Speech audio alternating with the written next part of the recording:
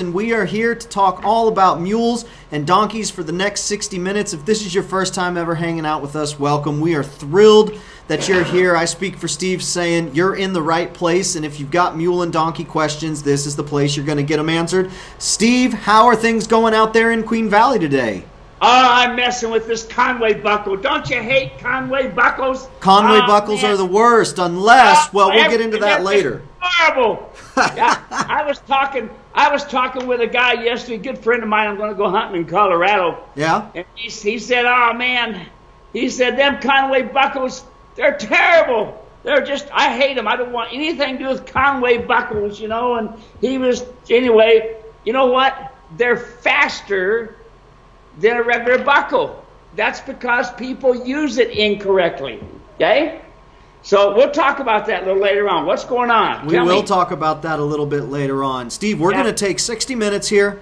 We're going to hang out. We're going to chat. And I want to let the people know that as we've gotten closer to the 4th of July, the number of questions that have come in have kind of slowed down a little bit, and that's just been the way it's been all week. So we're going to have plenty of opportunity to ask your questions. So if this is the first time you're ever hanging out with us, we're glad that you're here. There's really only 3 things we ask. Number 1 is that you let us know that you're here. Go ahead in the comment section on YouTube or on Facebook. Just put your name, put where you're watching from, and share where you're going to be for the 4th of July, even what you're doing. That's the first thing that we ask. We want to know that you're here. We want to know that we're not alone. The next thing is make sure you ask any and every question that comes to mind. A lot of times we get a lot of questions that are the same from week to week, and we love it. And the reason why is because it gives us a chance to continue answering from different angles for different people. And by golly, there's times where we answer it and we say new things that we forgot to mention the time before. So if you got a question, put it in there. And chances are, if you're thinking about it, someone else is thinking about it. And the third thing that we ask, and really this is just something that we like to do to make sure that we're getting in front of the right people, is that you go ahead and on Facebook, you click that share button, or you tag a friend or family member who you think would really appreciate what we're doing here every week. And then on YouTube, make sure you send the link or post it inside on Facebook so that folks can find us, because that's really how we keep these things going, is folks finding us. And you know what? Matter of fact, we got a lot of folks who are finding us right now, Steve. I'm going to go ahead and open up Facebook, and we're going to see who we've got. I see we've got Marcy from Westcliff, Colorado. We've got Dee. Let's see. Dee's got a question. We'll get to that. My phone just changes words around on me. Dee, no judgment here. We'll get to your question. We've got Tracy from Lake Como, PA. We've got Jack Rogo from Johannesburg, Michigan, checking in, 80 plus and sunny today. I am jealous. And let's see, over here on YouTube, we've got Albert Kersey from Arkansas, and we've got Christina from Arkansas, and we've got Robin Glover, and we've got Kim. So we've got a good group of people here, folks who have not gotten into the car, or maybe they're listening to us in the radio, but folks who are tuning in regardless of what is on the horizon for 4th of July. Steve, I've got a few questions. You want to go ahead and get started? Yeah, let's fire up. Let's get them questions going. Let's get them. Yeah. That's good. All right, so the first question we got, this one comes from Jeanette. Feed has been a huge topic for us over the course of the last several weeks. Feed is a very, very, very big topic that people want to know. And so Jeanette has a question. She says, I've got a 38-inch donkey that is approximately 29 years old. He has been on the thin side, and I was wondering, what kind of grain do you feed your elderly donkeys? Thank you for any advice. What would you have to say there to Jeanette? Jeanette, very first thing you need to do, go to the vet, get the teeth balanced and framed up. Dave, we got a picture that people need to see about showing that donkey with a spectrum on him and in that holding pen doing the teeth. So let's go back. Balance and do the teeth first. Number 2, take and worm your donkey.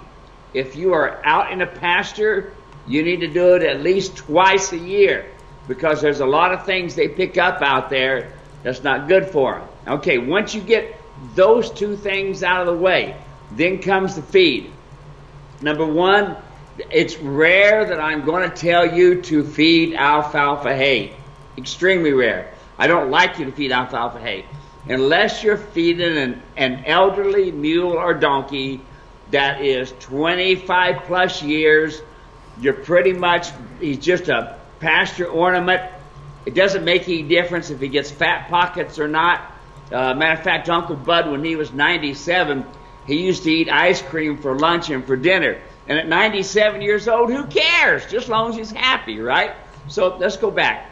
Alfalfa hay, the downside about alfalfa hay, let's get some downsides. The downside is it's a lot of carbohydrates, and it can build up in the neck and in the fat pockets and this sort of thing. But the real downside is the urinary tract. So as with any of your animals, folks, make sure you watch the color of the urine. You see one stretching to take a leak, look and see what color it is. The whiter it is, the better it is. That's the best. Otherwise, grains, I would feed a rolled oat. Energy-wise, I would feed a whole oat.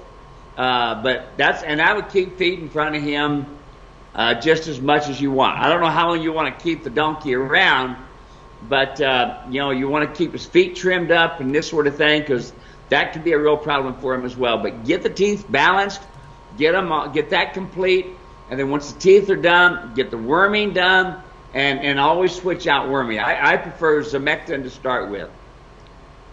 Awesome. Very good. So, Jeanette, I hope that gives you a little bit to go off of. Keep in touch with us. Let us know if you have any follow-up questions. We're here to help. Next question that we've got, this one comes from Dee. She put it here, right here in Facebook. She says, "Hi, Steve and Dave. Would it be okay to announce a mule and donkey clinic Eric Parmer is given in Dewey at Horsebreakers Unlimited, July 27, 28? We love supporting Eric Parmer. Absolutely. If we can support Eric, you bet you we're going to do her. Get her done, Eric. Good for you, buddy. We get a lot of folks asking, where can I go to buy a great animal? Where can I go to kind of get hooked up? And so we've been sending a lot of folks to Eric. He's real connected. He does a really good job. So July 27 and 8, covered arena. Go ahead and message Eric Parmer directly if you got some questions. Love seeing Eric do awesome things. Thank you, Dee. Appreciate that. Yeah, go ahead. Let's point out, Eric is a genuine mule trainer, mules and donkeys. He is the real thing. All right, folks. You ain't going to hear me say that about too many people. There's only about 2 other people I can think of that are genuinely, they know mules and donkeys and ride them and teach them accordingly, and he does a good job. I've spent quite a bit of time with Eric, and he's the guy that you guys want to sit and listen to for the most part. Very good. Awesome. Let's see here. We've got Eileen watching from sunny Nebraska. We've got David from Clark, Wyoming. Just got mule number 2. Can't wait to get up to the Beartooth Range of the Rockies. That's going to be a lot of fun. Jeanette. Okay, Jeanette, we answered your question. Hopefully you were here. Jeanette from Michigan. His teeth have been worked on, and I also worm him on a regular schedule. So that was the feed question we had there, Okay, Steve. Good deal. So we're going to go right into whole oats, grass hay. Of course, if you're going to do anything at all, if you're going to put hay in front of them, it's going to be grass hay. Alfalfa hay, you're either going to feed once or twice a day, and that's going to depend on how quickly he cleans it up. If he cleans it up fairly quickly and it's looking for a little bit more, then go from there. But I'd feed the whole oats, the rolled oats, and I would never feed sweet feed. Never feed sweet feed. You want to colic a mule? That's the fastest way I know to colic a mule is sweet feed.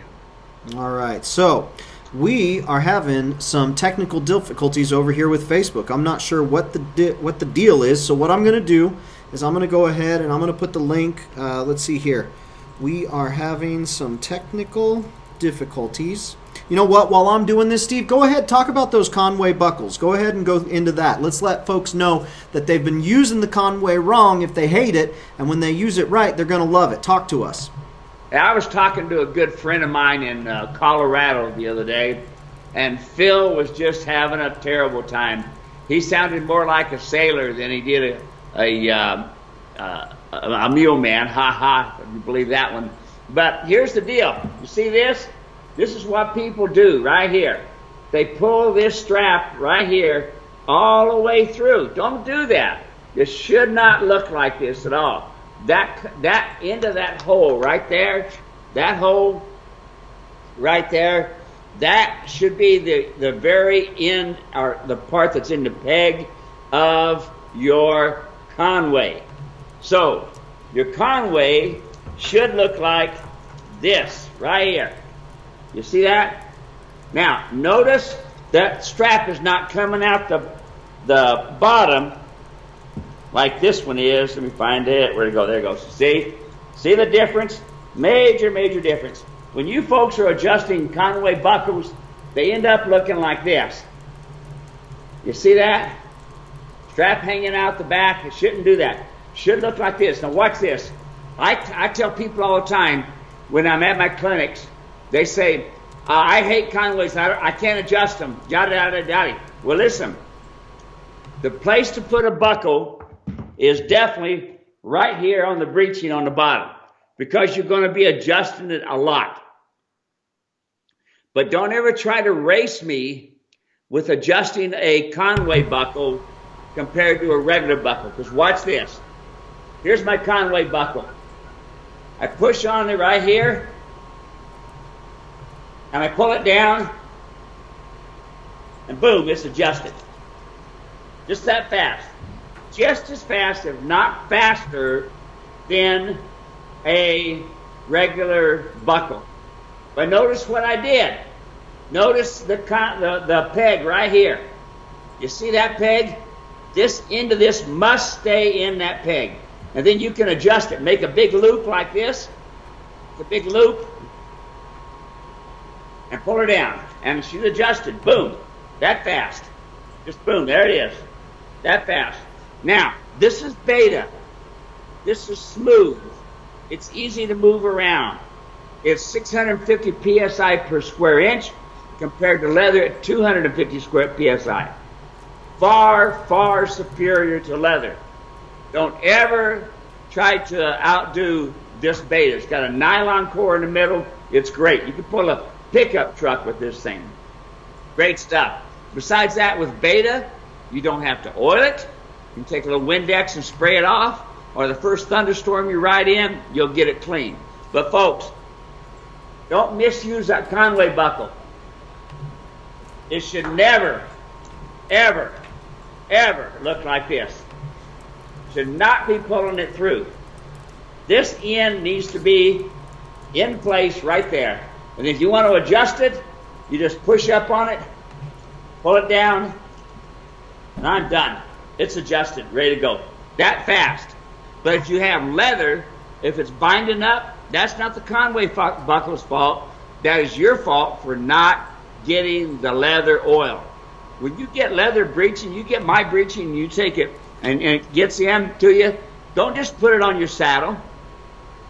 Take that leather breeching out, put it in 5 gallons of Lexol, Lexow, Lexol, Lexol. Put it down in 5 gallons of Lexol, let it set overnight. The next morning, pick it up, let it drip dry into your bucket and save every drop of oil, and then hang it on a fence post. And let the sun just soak that oil right into that leather. And here's the best thing I like to do. I take my leather breeching and I put it out in the sun first, and I warm it up before I put it in the bucket. Or if you can use hot oil, that'd be even better. But folks, don't take your leather breast collar and your leather breeching and put it on right away. Put it in oil, let it soak overnight. Best thing in the world. If you got questions, we're going to try to do more of this Conway buckle, and I'm going to show you how to use it. And the breeching, listen, breeching is the only way to go. And you'll hear me talk a lot about it on the internet there. I got some folks. How are we doing, Dave? We about ready? Yeah, we're ready. I've told people, hey, if you're having problems with Facebook, hop over on YouTube. We're live there, live and clear, so we're good. Okay, good. The mayor of Tombstone, Arizona, the town too tough to die, is a mule rider. How about that? There you go. And she he and she, they ride the mule back and forth from their house down to Tombstone. And then he walks around, he talks about the mule and things like this. Guess what they did? They listened to everybody else. Oh, put a crooper on. Yeah. Put a crooper on. You ought to see that poor mule's back from that crooper. Luckily, it didn't break the tail. Oh, take that rear cinch off. Not rear cinch, no good. She's had more problems with that mule now going downhill and this sort of thing. She finally went back and looked at my video, Dave, and saw how to put everything back on. And she's got my saddle pad back. She tried to use the wool pad. Anyway, long story short, you and I need to take a drive down to Tombstone and video her and hear what she has to say. That'd be a lot of fun. I would enjoy that. We need to We'll have to stay overnight at the Andrada. We would. That would be a lot of fun. All right, let's get back into this here. We got some people who are still able to watch on Facebook, so I'm monitoring both. Want to go ahead and let's see here. David's got a let's see. No, not Dave. Yes, David has a question. Wait, was it David? Oh my gosh, it's jumping all around me here. Let's see. Where did it go? Keith Carmichael's in. He says, hey, Steve, can't wait to see your custom-branded Queen Valley knife and sheath. Support our veterans. God bless the USA. Amen. We've got David Scholl here, so I wonder if Di's watching as well. Jeanette says, there we go, DABSA. Yep, I'm going to be in Australia March 2020. That's going to be good. Right here, thank you for the information from Jeanette. It's very helpful. I do feed Timothy hay cubes 3.5 pounds per day along with baled Timothy grass. He does love the hay cubes. Is that safe to feed? Absolutely. And I tell you what I do too for my elderly mules and even my beginning donkeys and mules. I'll wet it down. I'll put it down in a 5-gallon bucket and I'll get it wet. And I'll also add some salt to it, because that's the biggest problem with these donkeys is they don't get enough salt. But I'll add some salt to it, some good rock salt, y'all. Rock salt, not just shaker salt, but good rock salt, and put it in there, and that donkey's it'll be good. Very good. All right, so this is the question I was looking for, is from Patty.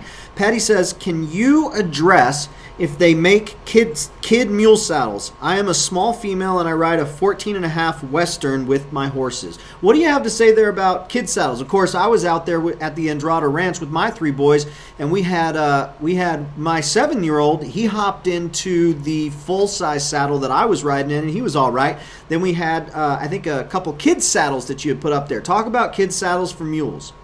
Well, here's what I like to suggest, folks. You know, them kids, they don't last very long. They get bigger. And lady, you said you ride a 14.5. So in my saddles, it would be a 15. Now, I always tell folks, if you want to make your saddle smaller, buy a set of bucking rows, which is on my website. You can see them.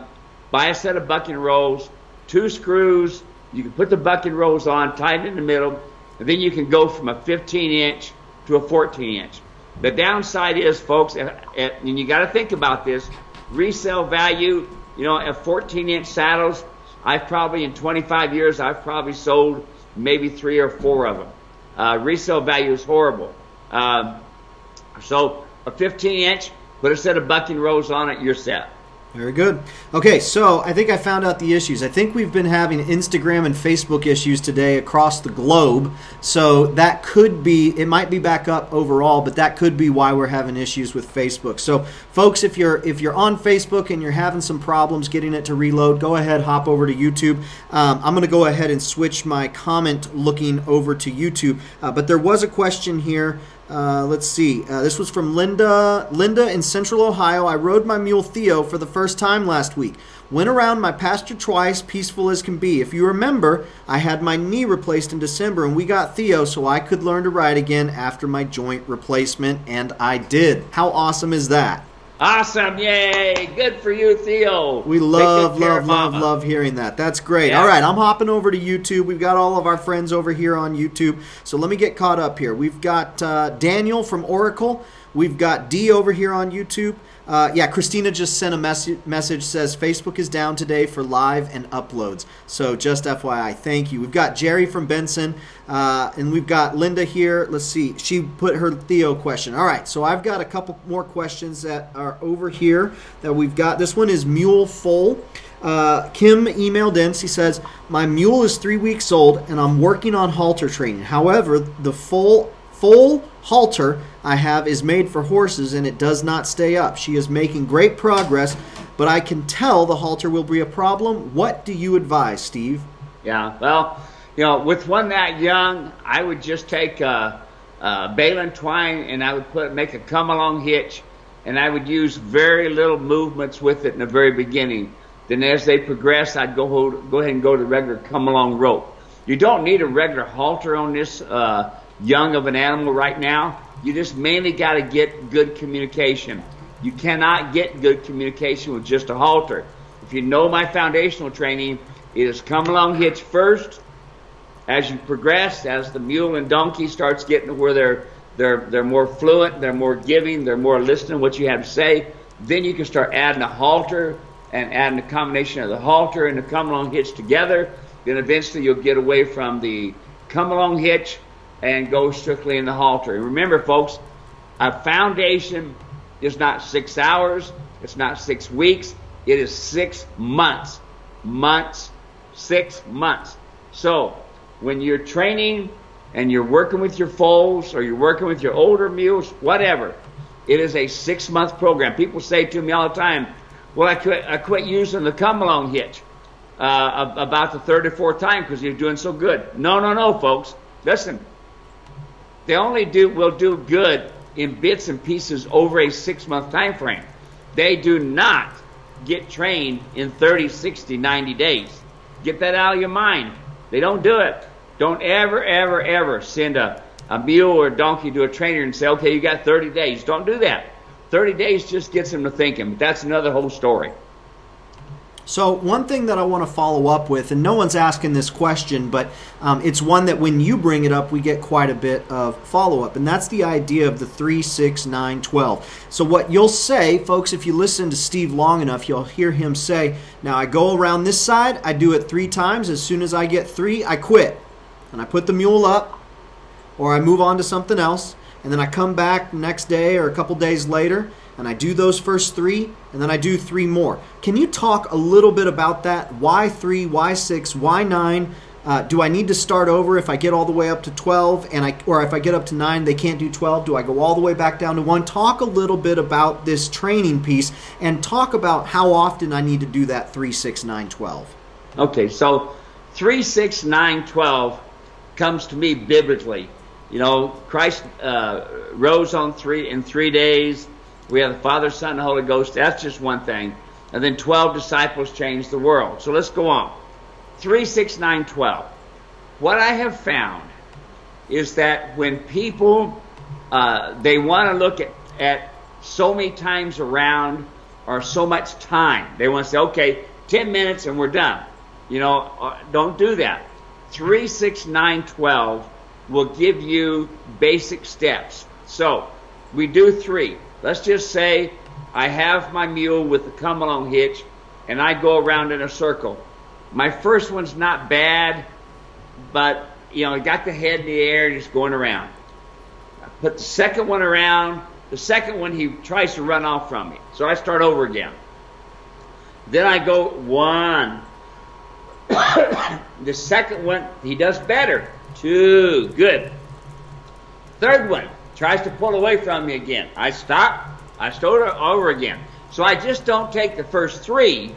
I take the first 3 that the animal is being nice and light and gives.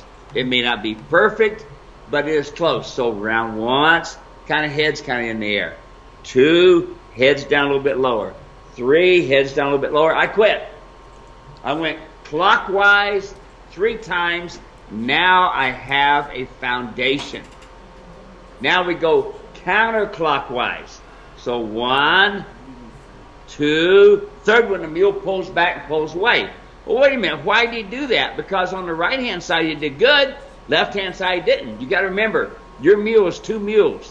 Lefty mule, righty mule. They don't have the cranial lobe that tells the right side what the left side's doing or the left side what the right side's doing. So expect mistakes on either side. When you're training, always train one half of the animal at a time. So when you get 3 that you like, you're done that day.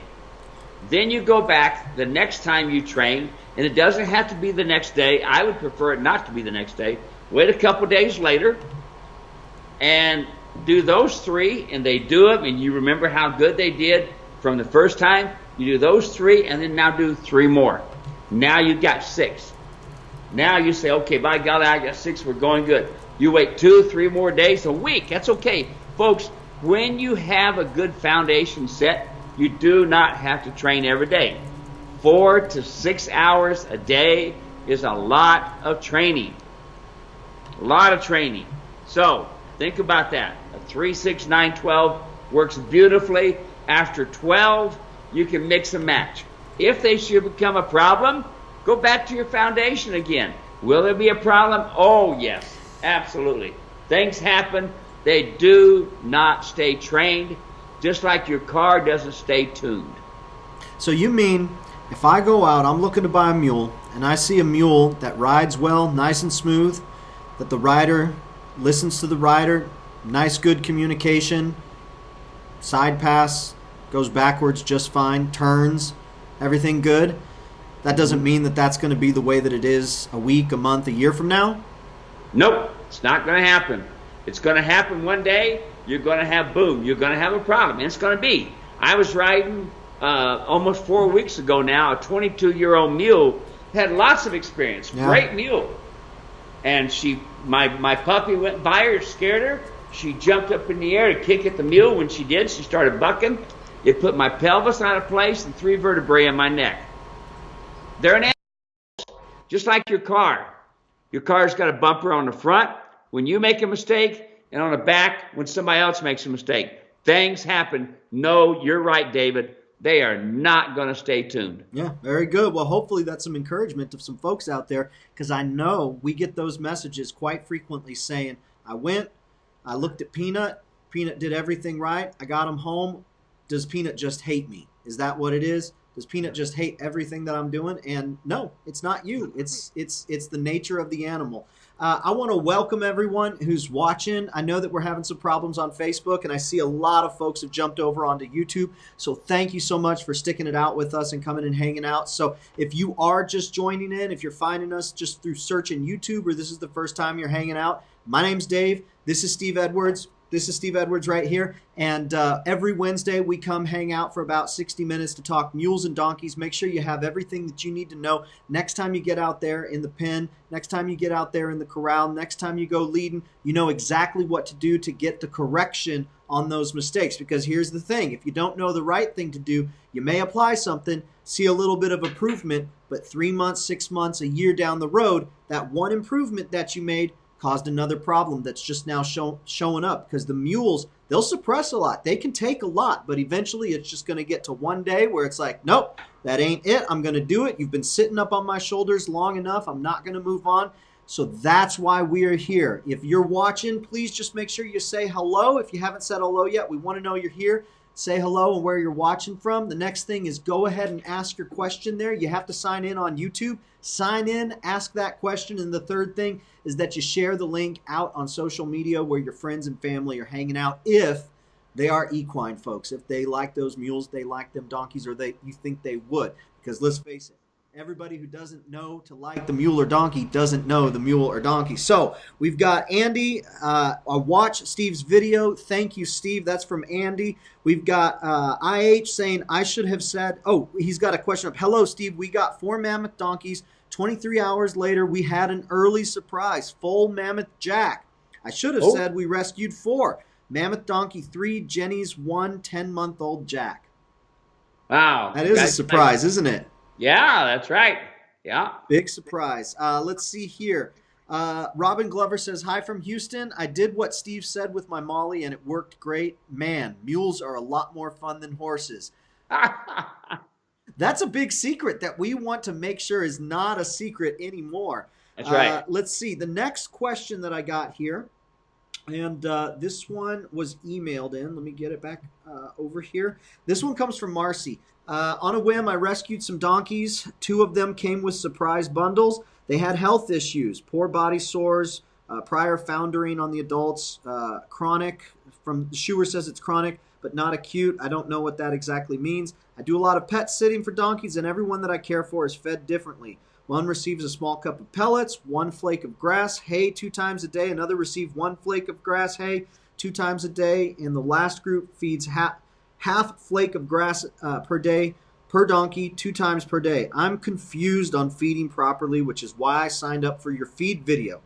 My biggest let's see, I have managed to get everyone halter broke and to lead, but my Jack is terrified of men. So leading him around men, he automatically goes into fight or flight mode. I am not sure how to approach that problem. My biggest safety issue at the moment is farrier services, especially with the Jack. I did finally find a farrier who is willing to work with my donkeys, not just throw them or drug them, which was done the first 2 encounters, but we had to get them done. They were horrible shape upon arrival. I'm home most days. I don't feel comfortable trying to mess with their feet to desensitize them without someone around.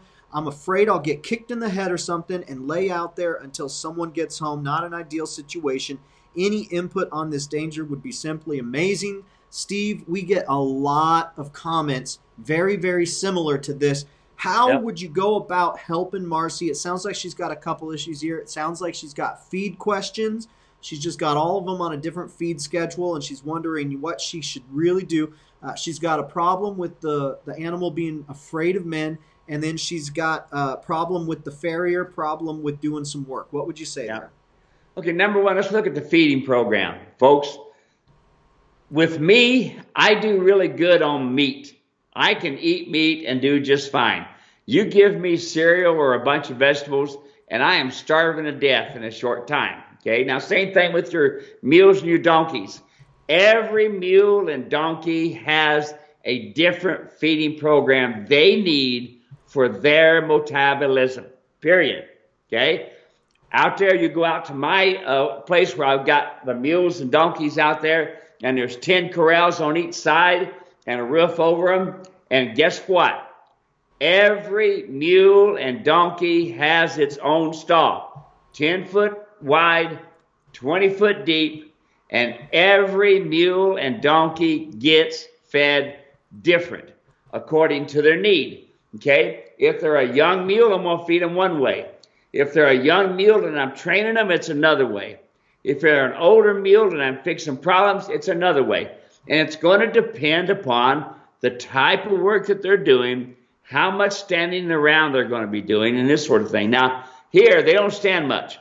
They get on hot walkers and go around in circles, or they're in wagons or something like that. But here's the main thing. Folks, that's one of the reasons I tell you, don't just throw your mules and donkeys out there in the pasture. I know you got all that beautiful feed, but everyone has a different need. And it is imperative you meet that need. So many folks have foundered mules, foundered donkeys, have bad hoof problems, and don't realize it because they don't know what's happening, you know. So that's one part. All right, the next part. Come along, Hitch. Come along, Hitch. Come along, Hitch. Right, Dave? That's right. That's right. It's a miracle worker. Miracle worker. It's the #1 most reviewed product on the store, and everybody just says it works. Yes. It works. Well, talk to me about it.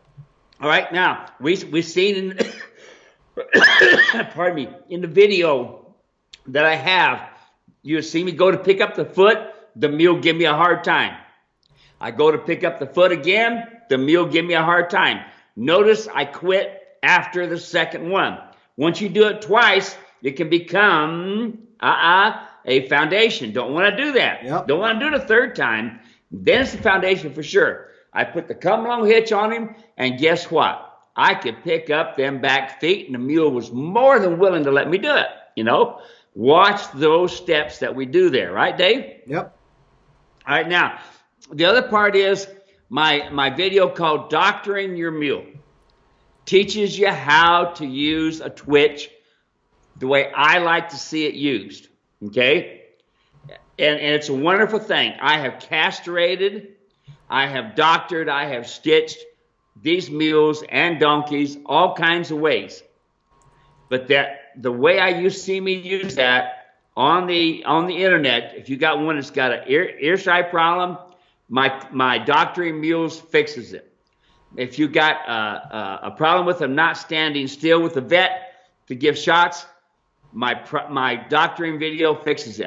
I don't know if we got anything out there. Do we have it on YouTube? Me doing a little bit of work with that one eye problem on that mule. So what we've got is we've got an awesome video that it's a bundle. You can get the video on its own, but we've got a bundle where you get the humane twitch and you get the doctoring your mule video together, and it's a really great value. And I'll tell you, folks, when you see this humane twitch in action, it looks brutal, because I was out there, and if you don't know this, I'm a city slicker. Okay, yeah. So when I'm out there and I'm watching Steve do this, he's grabbing the front of the lips and he puts the humane twitch on it and is moving it around. I'm thinking, oh my gosh, this thing's going to lose its mouth. I don't know what's going on here. But you literally see, like I was standing right there, you literally see the mule go from anxious and not wanting you to get around the infected area to relaxed and I'll let you do anything you want to with it. Like, it's so hard to underscore that I literally saw that transformation happen in the animal. So I'll put a link so folks can see it and kind of take a look, but that's where we've got it, Steve. Yeah, well, it's, it's just like everything else, folks, spurs or bits, anything like that. Everybody's got their ideas. And if that works for you, use it, Don't hack on me because you think I'm a bad guy or I'm creating pain. Listen, if it don't work for you, use somebody else's theory, please. I'm not saying, you didn't hear me say this is the right way to do it. You hear me say, this is the way I do it. This is the way I do it. You're welcome to try it, but don't just try it once or twice and say it don't work. Give it a chance and see what happens, Okay, Dave. Yep, absolutely. So, yeah, folks, if you don't have the come-along rope, if you're not using the come-along hitch, that is the thing that you want to start with. And as a matter of fact, we got a question here. This question comes from Kim. Kim says, can you explain the halter advice? I'm a newbie. Can you briefly explain the come-along? I think I know what you mean, rope around the rear. Now, I sent her a link to the Establishing Leadership video series that we've got on YouTube. It was the couple that had come down. Each of them had their own mule, the husband and the wife, and we started off in the stall, and then we moved over into the arena, did a lot of ground foundation training there. I gave her that link, but I want to hear you talk a little bit about that, Steve. Talk about starting with the come-along rope and then progressing to the rope halter, why there is that progression and the unique benefits of each. You bet. Now, one of the things we have to remember is that these mules and donkeys understand comfortable, uncomfortable. It can be something as comfortable as just a slight little bump, or something as uncomfortable as some pretty hard bumps. Now, that is nothing compared to a horse kicking another mule, or a mule kicking another mule, or whatever, a donkey kicking another donkey. That little bump that I'm doing, creating the discomfort, if you want to call it pain, go ahead, call it whatever, but guess what? It gets done. So I ask, I tell, demand. Here's what we get. With the come-along hitch, I get release. They get a few split seconds of comfort. Pretty soon, they start figuring out, wait a minute, if I want to be comfortable, I do it this way. If I want to be uncomfortable, I do it this way. Remember me asking, telling, demanding?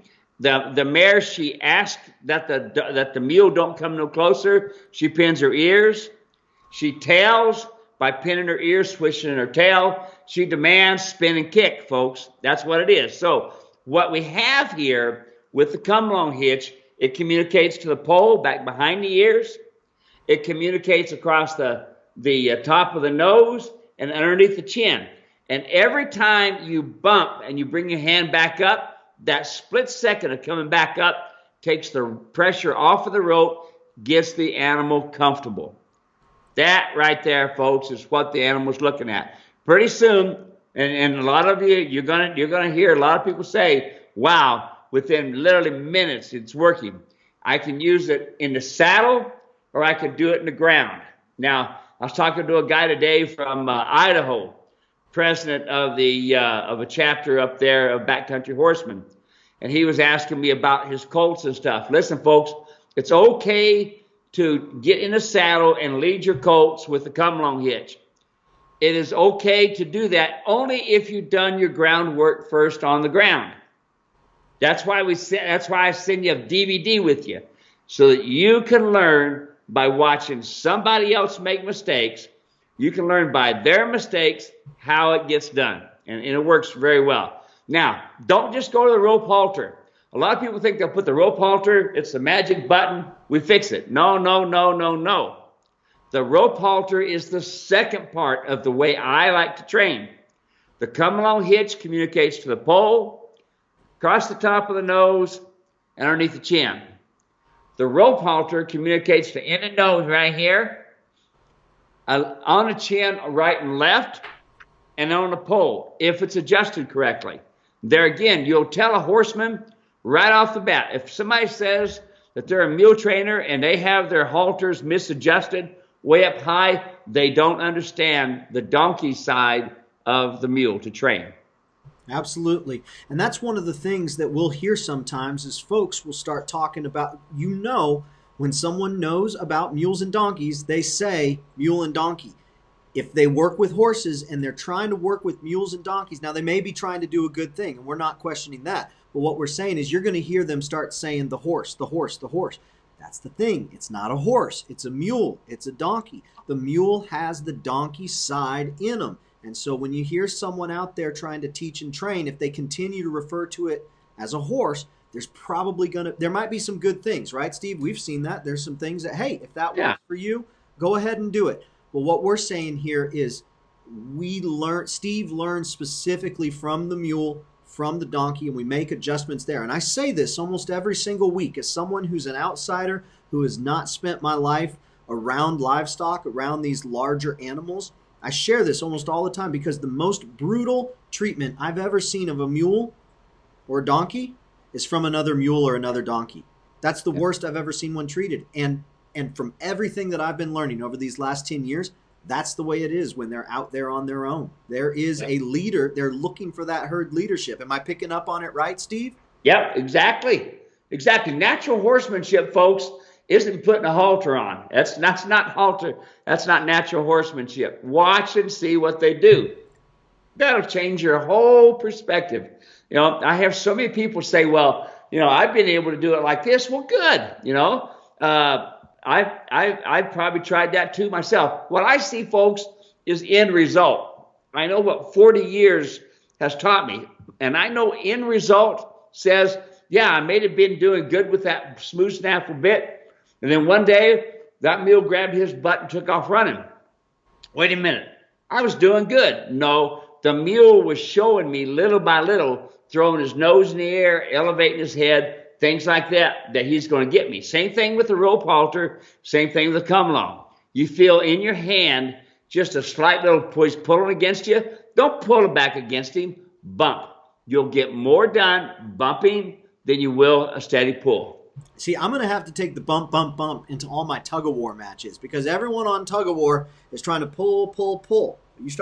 Get your whole team to start bumping at the same time. Oh, my goodness, that is a tug-of-war game changer. Next question we got here, this one comes from Linda. Linda says, I am just relearning to ride, and this is my very first mule. I do have a big, proper mule saddle, bit and bridle, breast collar, and Britchen, which I use for trail riding. Just starting out, is it okay to use a single girth bareback pad to ride in the ring? Both mules and I are comfortable, and rides are about 20 minutes long.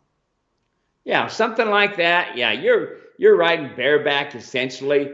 That front cinch and the way that bareback pad is fine. I mean, understand that when you have a bar evenly distributes the weight across the mule's back. You're just going to be riding 15, 20 minutes at a time in a round pen. You may be cantering just a teeny bit, and I mean a very little bit. You got to remember, folks, this mule was never designed for you to sit on his back. His vertebrae won't handle it. So a single cinch pad for a short time, riding bareback is great. I would not go out on the mountains and this sort of thing with it on the hills. That's too tough on the animal. The follow-up question, you just mentioned this, that you said something, and so it's kind of a different question, but you said cantering. What is considered cantering for folks who are watching, who are new to this, and maybe just don't quite know the lingo yet? Yep. Canter or lope. Can be either one. In other words, the animal is trotting, but a little bit faster than a trot. Okay? A little bit faster than a trot. When I teach one to do a lead departure into a canter, the right rear leg hits on the ground. I pick up on the left shoulder and they reach out and go. So it's just it's between a run and a canter. It's a nice, smooth, easy ride on most animals. There we go. So Linda followed up. She says, thank you so much. By the way, my ring and pasture are flat ground. We walk. Thank you. And a big yay. Love seeing that. Let's see. Dan Davis is here from San Augustine, Texas. Dan, we're glad that you're here. And if there's anybody watching who commented, who left a question or said hi and I didn't get it, we had some technical issues today and still having some technical issues over on Facebook. So if I missed you, that's my sincerest apologies. It's not intentional and we still got plenty of time. So go ahead, put it in there. My sincerest apologies. I want to make sure that you're here. I want to make sure that you get your question in, that we know that you're here. Let's see here. We've got Preaching Cowboy says, hello, fellas. Blessings from McLeod, Oklahoma. Steve, I still need to talk to you about the mule pacing in the pen. I hope we can visit soon. You got a story there, Steve? Yes, I do. That's a brother in the Lord, their cowboy minister, and he's got a mule that's pacing inside the corral. So he's literally dug down a ditch going up the corral and back down around. That's a mule that you don't have to pedal. I don't mind that kind of a mule. I like that kind of mule that likes to go. But we can go ahead and focus that energy and go ahead and throw a surcingle on it, put a rope halter on it, put some baling twine coming off the rope halter back to the surcingle, and let him soften himself up, burning that energy. Or, go ahead and put the mule rider's martingale on that surcingle and let him learn how to bit up. Put that energy to work. Is there a way to fix it? No. I've tried all kinds of ways, from electric collar. I've tried putting chains on their legs. When they got a bottom end like that and they want to go, they want to go. What they don't want to do is they don't want to be in that corral. They want to be out doing something, and a lot of them, unfortunately, you can tell they're a little too fat. They just want to go eat. But put that energy to work, my brother. Put the surcingle on them, put the rope halter on them, put some baling twine from the halter back to the surcingle, and let them burn that energy off and train at the same time. Very good. And I'll talk to you right after the show if you'll call me. That's good. So let's see here. The next question we got, this one's from Deborah. She sent an email. Deborah says, Abe, our mule who we've had for almost 2 months, first one we've ever had, is such a love bug. I'm madly in love with him, and he has soon become the favorite in the barn. All the horses, except for one, have accepted him, except for the mare. She's usually very motherly. She just puts her ears back and sees him off anytime he's within her distance. I'm not sure if there's anything I can do about it. Do you have any suggestions? Abe has settled into his new life as a gentleman of leisure. Man, yeah, good for him. That mare is just showing Abe that she is the boss here. She's the dominant mare. Anytime they pin their ears and they look kind of nasty, she is asking Abe, get out of my space. That's that asking, telling, demanding place. So she's basically saying, Abe, get out of my space. And Abe says, I'm on it. I'm out of here, Awesome. Very good. All right, let's see here. If y'all have any other questions, please be sure to put them in the question and comment section. I'm going through. I think that's just about everything that we had for today. I don't see any other questions that have come in.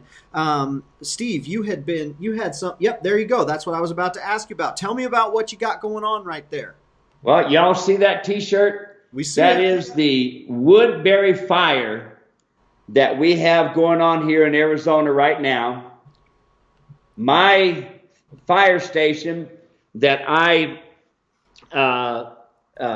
volunteer out of, but as a volunteer firefighter, we were the first ones on that fire, first responders, as we are on everything else that goes around here, folks. These guys, I got to pat these guys on the back. This Queen Valley Fire Department volunteers only has 3 full-time firefighters that are firefighters and EMTs. The rest of us, men and women both, are all volunteers. We're there fighting fires, helping in EMS calls, helping people up, rattlesnake extraction, whatever. This team is here because they want to help people. And so we were given these shirts because Queen Valley Fire was such an awesome, awesome help in the Woodbury fire to all of the different aspects of this fire. We had, down at the fire station, we had, pallets of water brought to us, pallets of it, pallets of granola bars and munchies and pizzas and all kinds of stuff. Those firefighters would come in whipped. They'd come into our station out where our engine is and our ambulance, and they'd cool off. They'd go next door to the room we got over there that we use it for entertaining or whatever. People there in Queen Valley, they come over there and use it a lot. They were over there cooling off. Some were playing cards. Anyway, long story short, we were given these shirts because we were an asset to helping with this $25 million fire, $25 million, and I think somewhere close to 160,000 acres. I don't remember what the last number is, but Dave, these are volunteers. They don't get paid for their fuel. They do get a T-shirt, and they do get their fire bunkers and stuff. But you know what? Everything else is free, gratis. They are here for the community. Yeah. Doing good stuff. I know that earlier this year or late last year, there was a raffle raising money to buy the fire engine and raffling off different firearms. And how did that wind up going? Did they wind up getting the money that they needed, or are they still raising the rest of the funds? Well, what we need is somebody out there that's got about $200,000. We've been trying to write grants to get money for a new engine. Now, the 2 engines we got, they're doing the job, but folks, they are tired. And, you know, with volunteer anything, you really got to work for your money. We have car shows. We have this gun raffle. We try different ways to be able to help our firefighters, our volunteers, and our 3 full-time guys with whatever funding we can get. So if any of you out there got an extra $200,000, please come and see me. I'd like to. I will even put your name on the fire engine. How about that? That's good. All right, I got another question that we've got to answer here. This one comes from Kate. Kate says, "Hi, Steve and Dave. I'm in the process of getting my place, quote unquote, mammoth riding donkey ready. I'm looking at one with a stellar disposition, not at all that far from me. Could be that I hit the jackpot. This gelding is 16 hands high. It seems people like the bigger the better. Is there an outside limit to the health of donkeys when they push that in? I've heard a few say that the big ones are slower and clumsier. What would be your thoughts on taking one of these larger ones? I would like this to be a long-term trail partner. At 10 years, he is a gentleman and been exposed to a lot of stuff. It would be sad to have one break down because of size or cause harm due to being awkward. Does a 16-hand donkey need extra large saddle or headstall? Thank you for your input." I just love that she's wanting to do the right thing. What do you have to say, Steve? It's me too. I am so used to hearing saying the saddle's good enough, you know, or this is good enough. Listen, I rode a 16-2 Mammoth donkey at Bishop at the World Championships, competed with her. She was 16-2. She was coming up on 3 years old. Her knees were closed. She was awesome. Look, folks, I have seen mules that were tall and lanky, that had leg problems, feet problems. The biggest problem, folks, is we don't take care of them right. That's the biggest problem. If we take care of them, we keep their teeth balanced, we keep their hoofs trimmed, and short. And when we're riding outside on the gravel in the mountains, it's imperative we keep shoes on them. And if you're doing corrective shoeing, you've got to keep shoes on them all the time. Because problem with folks, most of you think, I don't see any cracks, I don't see any chips. That's not it. Contracted heels. Contracted heels. So instead of the heel being like this, it's like this. Or like this. Then you have a little tiny frog and it's no good. The best thing you can do, lady, when you buy that mule or that donkey, is you get his teeth floated, you get him wormed, and get the farrier out and trim him short and trim him according to his shoulder. Don't put him straight up and down. Always, folks, when you're trimming your donkeys, your mules, you have your farrier trim to the slope of the shoulder. Then you're going to have a leg that's correct. I want to talk a little bit about Conway Buckles again. Let's talk a little bit more about Conway Buckles. Let's hear it. Okay. I know we kind of did this in the very beginning and this sort of thing, so I'd like to end it like this. Look, folks, a Conway buckle, don't pull the strap through like this. It's not supposed to look like that. It's supposed to look like this. Why is that? Because when I adjust this, look how fast I can adjust it. I hold it, I push up on it like this, I pull it, boom, adjusted. Just as fast as a buckle. But you see, here's the problem. Folks will go and they'll go past that first hole and they'll put it clear back here in the first or second hole and have all this strap hanging out and say, it don't work, it's too tight, I'm trying to get it undone. Well, the biggest reason is if you're using leather, you don't have it oiled. Oil that leather. Keep it well oiled. Or if you're using beta, you don't have to oil it. Man, it's great. You can put salt on it, whatever, and it just is indestructible. But look how fast. That's my Conway buckle right there. Okay, now watch how fast. I take and push up on it, boom, like this. Pull it down, adjusted. It's done. That fast. But the problem is folks put it on the strap-on incorrectly. There you are. Dave, we need to put that on YouTube so everybody sees this. We will get it up on YouTube. This is how you adjust a Conway buckle. Makes a big difference when you know that. I mean, it's almost like a little hack. It's supposed to be used that way, but I know that I've used buckle styles very similar to that in the way that you're saying not to.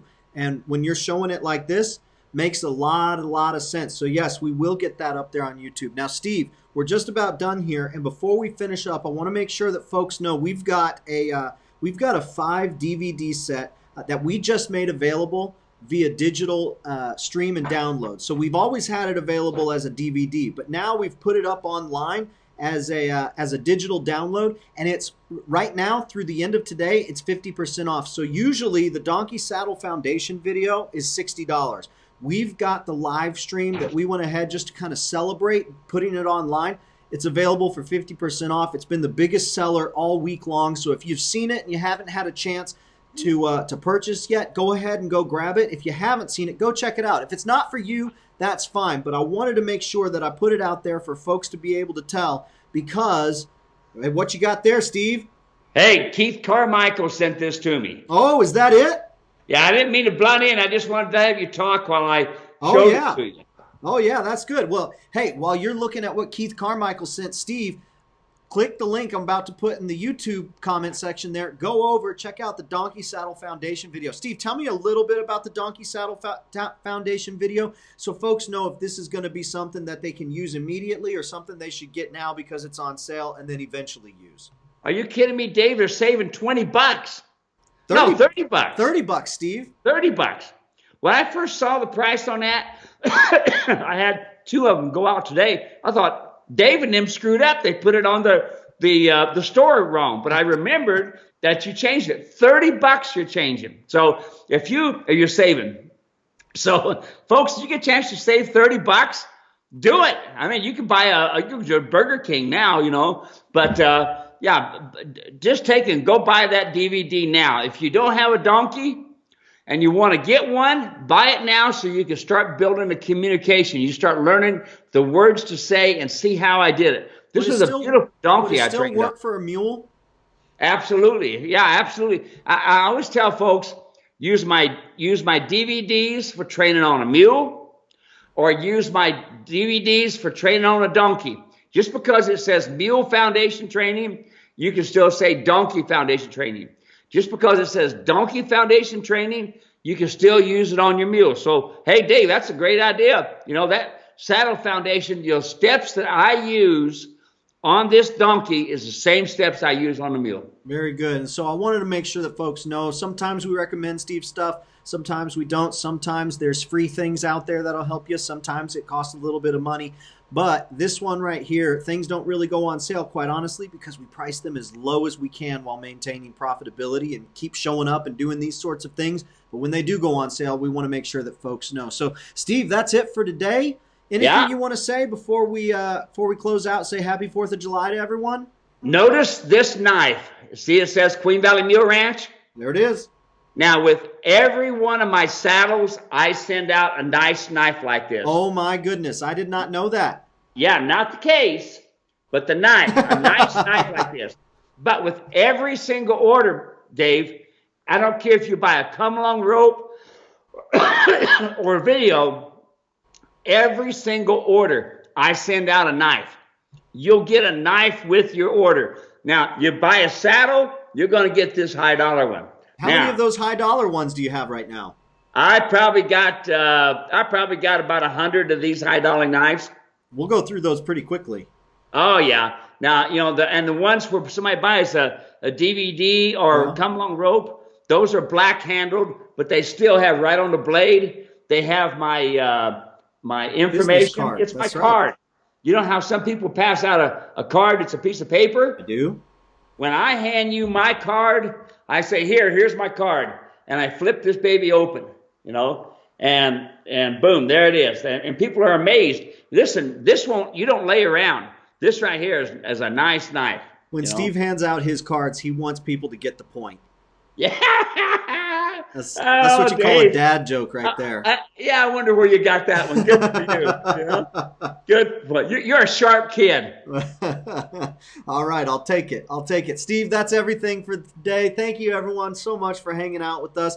We're so glad that you come spend a little bit of time with us every single week. If you got friends, if you got family who you think would enjoy it, make sure you forward this to them. Don't forward the Facebook link. Forward the YouTube link, because Facebook was having problems today. Send them the link to this video. Let them know that they are not alone. A lot of times folks will send us message saying, I just feel so helpless, or I just feel so frustrated, or there's no one around me that knows mules, that knows donkeys. I can't find anyone that knows how to work with the mule or the donkey. That's why we are here. The internet has made the mule and donkey world incredibly small. Made it very, very small so that we can all interact with one another. I mean, we're going international just about every single week. Folks from all over the world popping in saying, hey, we've got mules over here in Australia. We've got mules over here in the Netherlands. We're riding mules. We were sending stuff to France yesterday, Canada, everywhere. So thank you for hanging out. We hope that you'll join us next week. And if there's anything that you need, call Steve. Phone numbers on the website, 602-999-6853. Leave a message. He will call you back, or you can send a message in through the website, support@muleranch.com. We want to help you. Steve, have a great 4th of July. Be safe. Where are you going? Hey, what you got? What are you going to do? I'm gonna work my dog with my sheep so that I can teach him to do some stuff. But you said that Jess had 7 new gifts, and I was thinking, oh, is Jeff siring puppies now? No. What do you got?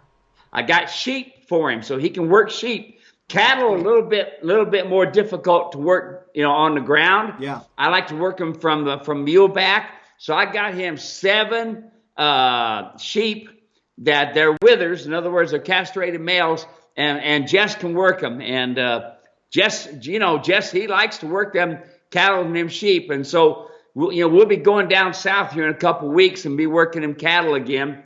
But hey, remember now, 4th of July, folks, 4th of July means our independence. People gave their lives for this country. This country.